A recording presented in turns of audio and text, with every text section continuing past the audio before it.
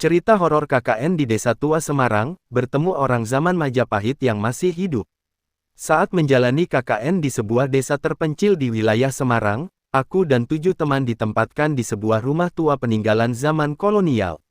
Warga desa terkenal ramah, tetapi ada satu larangan yang selalu mereka ulangi, jangan pernah pergi ke Bukit Batu di belakang desa setelah maghrib. Suatu malam, karena penasaran, aku dan 2 teman nekat mendatangi bukit itu. Di puncaknya kami menemukan gerbang batu kuno yang tidak pernah kami lihat sebelumnya. Saat melewatinya, suasana tiba-tiba berubah. Lampu senter mati, suara jangkrik hilang, dan desa yang tadi terlihat modern berubah menjadi perkampungan kuno dengan obor menyala di mana-mana. Di tengah jalan tanah itu, kami bertemu seorang pria berpakaian prajurit kerajaan. Ia membawa tombak dan berbicara menggunakan bahasa Jawa kuno. Anehnya, kami tetap bisa memahami ucapannya. Ia mengatakan bahwa kami sedang berada di wilayah kerajaan Majapahit dan meminta kami segera pergi sebelum fajar. Kami mengira itu hanya halusinasi sampai pria itu menunjukkan sebuah pendopo besar yang dipenuhi orang-orang berpakaian kerajaan. Mereka semua menatap kami tanpa berkedip.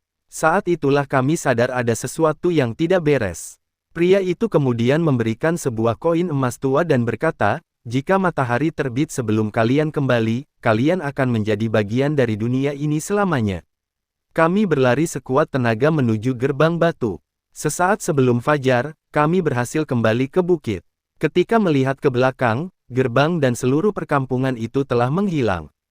Keesokan harinya, kami menunjukkan koin tersebut kepada seorang sesepuh desa.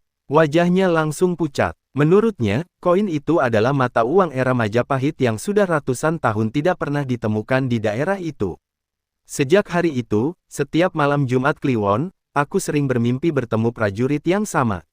Dalam mimpi itu, ia selalu mengingatkan satu hal. Gerbang itu akan terbuka lagi, dan kami masih menunggumu kembali.